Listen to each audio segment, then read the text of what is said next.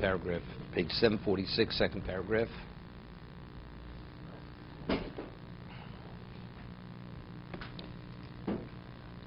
The Chovos HaLevavos is speaking about, there's an expression, Musar Haskim. Musar Haskim. You're able to draw a lesson for everything in life. You draw Musar. By reflecting on something, there's a lesson to be learned, even when you make a mistake. You have a disappointment, you have a setback, you have a success, there's always what to draw from it, a lesson, to grow from it. So what he's been speaking about, there's nothing in existence that you can't be impacted positively if you reflect on it. Whether it's the different creatures, whether it's colors, whether it's the heaven, whether it's the earth, whether it's different, endless, unlimited amounts of existence, what exists, the details. If you reflect, you're amazed. But if it becomes common to you and you don't notice it because of you're conditioned to see it every day, then you go nowhere.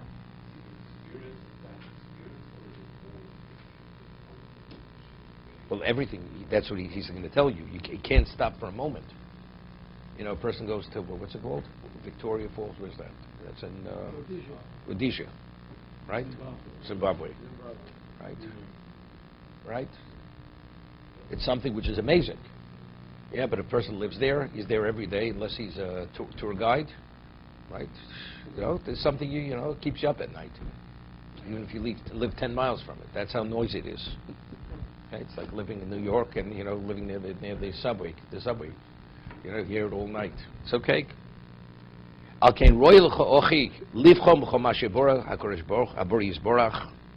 says, therefore, it's worthwhile to reflect all that Hashem created.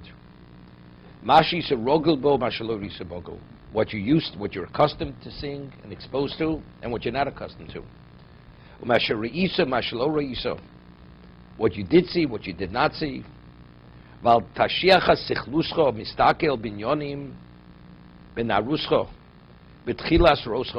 not let your foolishness sway you in the areas that you were exposed to in your youth, when you began to see them.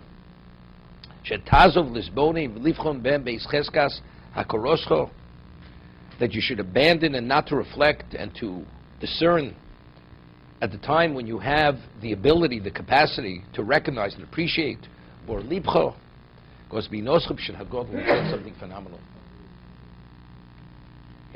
Person's young. We have many distractions when you're young. As you get older, you have greater clarity. You mature, there's less distraction just as a result of for many reasons. You appreciate things because of learning that life, that it's not what you think it is. It's part of maturity. So when the person initially was exposed to many things as a teenager, regardless of how brilliant he was, but because he didn't have the capacity to appreciate then, so because he was exposed then, now it becomes less special. It becomes more ordinary. So now when you become more mature and you have the capacity to appreciate, you're no longer amazed or taken aback when you see it. So that's what he's saying. You should not allow your foolishness not to recognize the specialness and whatever exists in existence, despite the fact that you had seen it when you were a youth, when you did not have the capacity to reflect and appreciate what it was then. That's the point he's making. You should gaze upon them and you should reflect upon them. Kilo Ra'isa Kamosam. I'm not sure, the crown jewels of the Queen of England. Especially, you have to use the blick. They ask him. You have to be a maven. But still, you only wear them on special occasions. If you wear them every time, those crown jewels, they become less special, even to the wearer. You only wear them on special occasions. It's something special.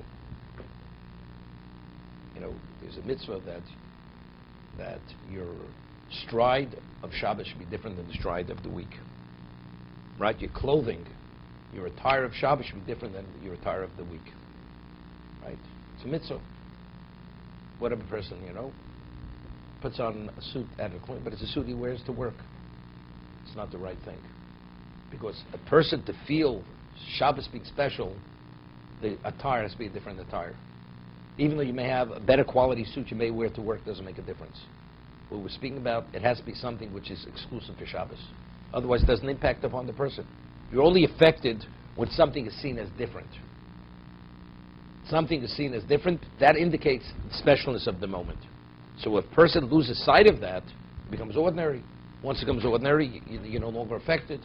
And what you're able to cull from whatever that is, you've lost. So therefore he says, whatever you come upon, it should be as if it's for the first time. You should gaze upon it, you should reflect upon it, you should delve into it. Kilo Risa Kamosa. The amazement is if you never saw such a thing before.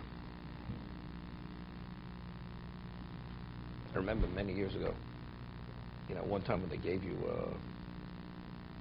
what's it called? Went for, to the gastrologist, the colonoscopy. So one time, they didn't sedate you many years ago. They would give you maybe something to calm you, and you'd be awake. Today, they sedate you. But at one time, they didn't sedate you. They didn't put you out. So I remember the first time I had it, Albert Waitman was the one who gave me the colonoscopy, and he had the monitor there. And you could see it going, and he showed me then that in terms of the intestines, that there's the cartilage in the tube at different points is shaped differently. Certain points it's shaped like a triangle. Certain places the cartilage it doesn't meet. It's round. And the point is for the the movement,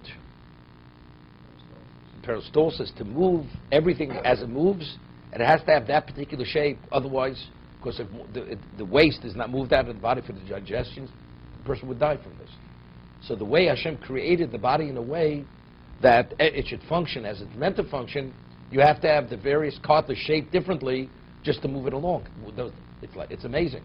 So I remember the comment he said to me. He says he does this a number every day, but every time he sees it, he's amazed. He's always amazed when he looks at it. Did you see the hand of Hashem in creation continuously? Okay. So someone's read an article many years ago about an obstetrician also. Every time he delivers the baby, he's like amazed. After a while, it means nothing. No, he's amazed. To see life come into being, he's amazed by it. Of course, the father, first time he has a child, he's amazed. We understand. He says, you should view it regarding yourself as if a person, God forbid, was blind. Kodem harkorosa osam is the first time you're seeing it.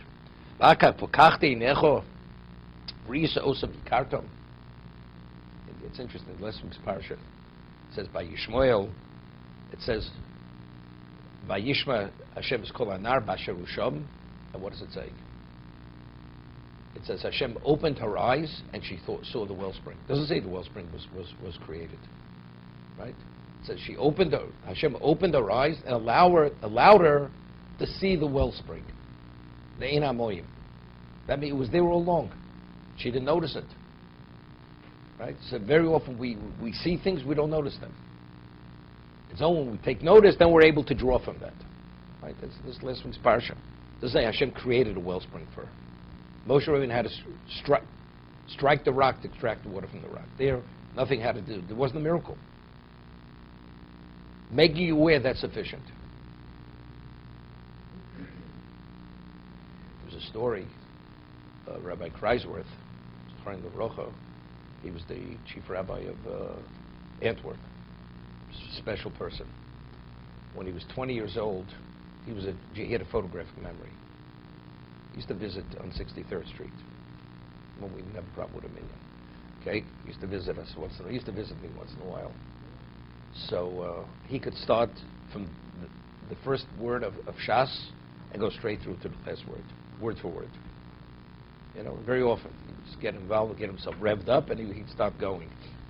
So he had an interesting personality, and he was one time he took a walk with Chaim Ozer, who was the He was the world recognized Torah leader in the world, and he was walking with him, and he showed him in a forest near Vilna, and he showed him something interesting, that there was a tree, and in the tree was hollowed out, either because it decayed, and a person could actually fit himself into the tree.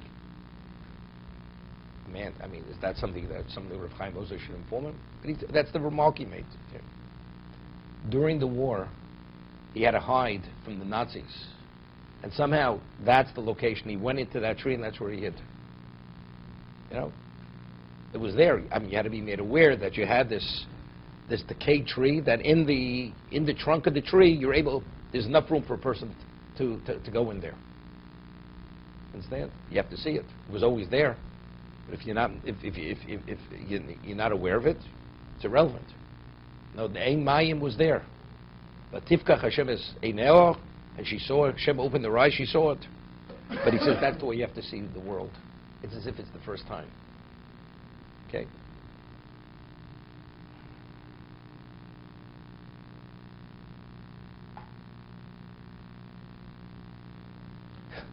I remember one time I was driving. In St. Louis, and a car goes out of control, and the front wheel flies off the car, is maybe propelled 100 feet in the air, and I'm driving behind that car, and the wheel misses my car and continues going down the road. So what do you think came to mind? Not, why did I witness that wheel flying off the car and missing my car? What was the value of that? Right? It didn't come close enough where it was a question of saying Gomer. The bench Gomer was not there. But what was the value of seeing that? Right? Evidently, there had some value.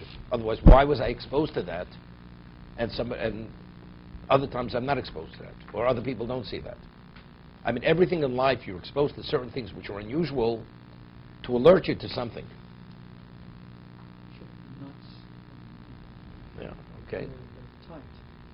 I guess so. Go straight to the nearest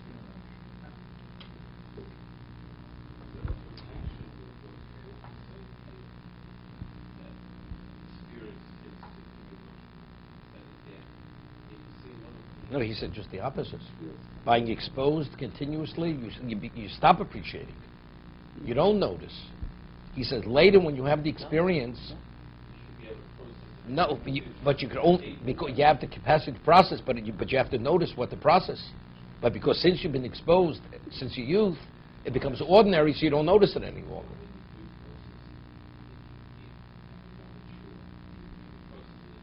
Correct, exactly.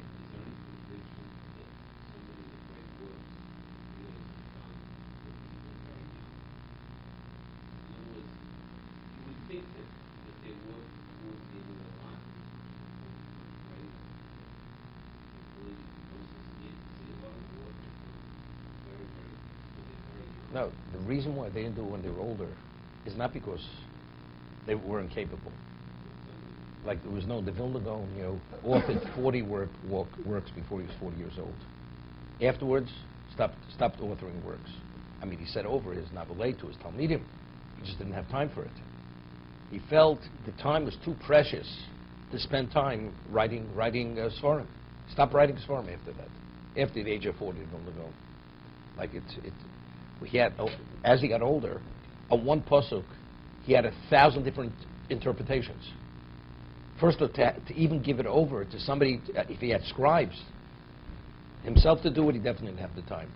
And his mind was churning out such new understandings, there weren't enough people there even who could record it. So he shared bits and pieces with his Talmidim. Besides, no, but he's saying, but let's say the Shach, he didn't die a young man, or the Beis Yosef. The Beis Yosef authored, wrote unlimited. The Beis Yosef, he lived till 88 years old. The Beis Yosef, in his years, nobody lived that long. It was exceptional. The Beis Yosef, Rabbi Yosef Kara. Well, if you look at Nobel Prize winners across all, other than the Peace Prize, but across the sciences, by far, the important work that they did in the 20s. That they discovered whatever it was that they were renowned for. And then they built on it. But they came to it very young. Yeah, I understand, but all Nobel Prize, the initial concept came to them when they were young. But the application of the concept was only when they were experienced later. Most Nobel Prize winners are in their 50s or 60s. No, but the reason is because they want to see the passage of history and see how. There's a reason they give it to them in their 80s. No, just recently they came upon, in the recent years they discovered. Even the recent, Most of the work is lately in economics and medicine, you read when it was the past few years. Take a look at this year. The work that they did was a long time No, ago. not the full work. It wasn't the full work. It wasn't proven. The application was only later. But that's why they want to wait, because they want to see how it unfolds. They want to have the benefit of history. Big insights. David's still young. Too young. Too young, too. I'm still too young.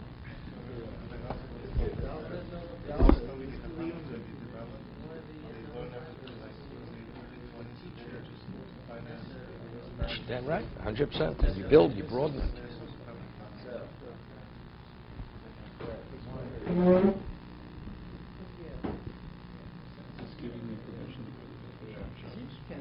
What is that? Oh, 100%. 100%. What? What's the contradiction?